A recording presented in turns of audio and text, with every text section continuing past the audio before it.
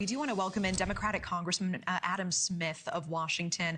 Representative Smith, I appreciate you making the time tonight. And President Trump's National Guard deployment to Portland still playing its way through the courts right now, along with Chicago and Los Angeles orders this year. Are we ultimately looking at the Supreme Court deciding on the president's authority to be making these moves? I would think so. I mean, the Supreme Court gets to decide whether or not they take the case or not, but it's a pretty significant case, the conflict between the federal government and states. So I would think the Supreme Court would ultimately decide this. But how quickly that happens, it's really hard to predict at this point. What is your view on this? Do you think these deployments are necessary? I do not. I think they are a dangerous escalation of the conflict. ICE has had no particular problem doing their job all across the country, in Portland, Chicago, and elsewhere. There have been peaceful protests to it, no particular conflict. By introducing the National Guard, you escalate that conflict, you draw people out.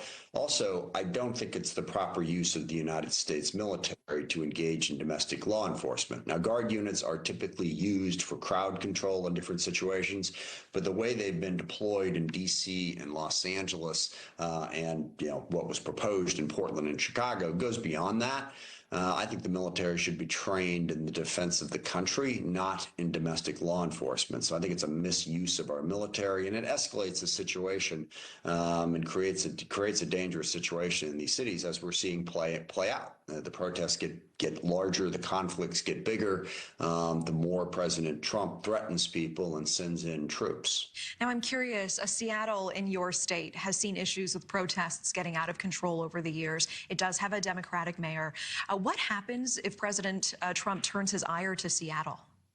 I think it plays out the same way that it has in Portland and Chicago. You'll see protests, you will see lawsuits.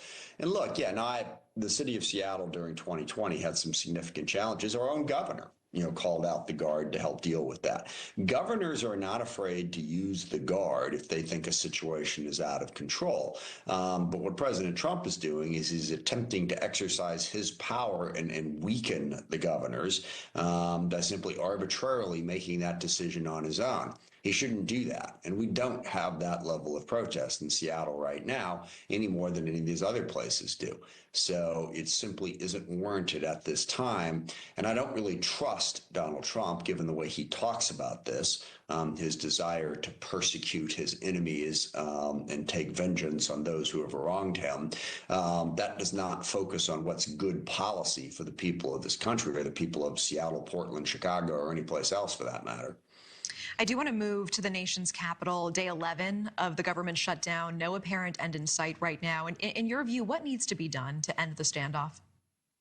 Mike Johnson needs to negotiate with Democrats in the House and the Senate. I mean, right now, he has shut down Congress and abdicated his responsibility as the Speaker of the House. We have not been in session since September 19th. Or I guess we were in session like one day in there. So he has said we're not going to be in session and he's not going to negotiate. I mean, it's almost like Mike Johnson wants the government shut down and Congress not to be functioning. I don't know exactly what the resolution is. The Republicans have put forward their version of continuing resolution. Democrats in the Senate have put forward their version, which is different.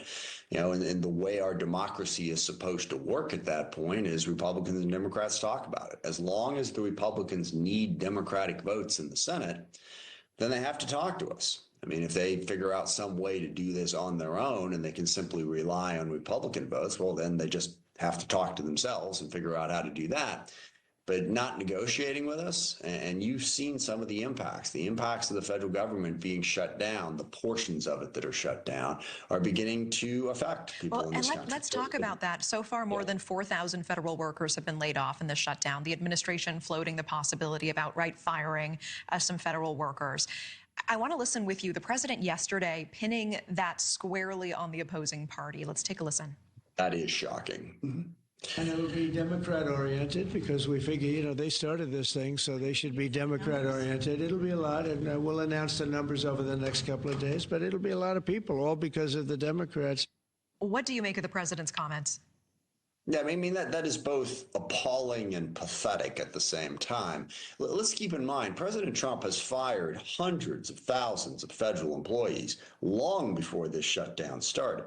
So the notion that the shutdown has forced him to fire federal employees is ridiculous. He's been doing it for a long time.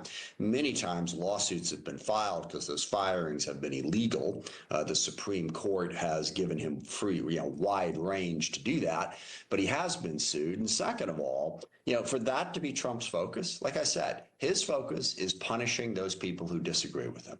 We're supposed to be a constitutional republic focused on the laws, the Constitution, and what's in the best interest of the American people. Donald Trump is focused on pure partisanship and getting even with anyone who dares disagree with him. Now, some of that is simply petty and personal, but it's actually more dangerous than that. This is a president who thinks he is above the law, a president who wants to rule individually as he sees fit, regardless of what the law, the Constitution, or our system of norms has to say about it. And so when you hear things like that, it really makes me fear for the future of our constitutional republic. All right, Representative Adam Smith, I appreciate you making the time tonight. Thank you. Thanks for giving me the chance. And a programming note that News Nation will have live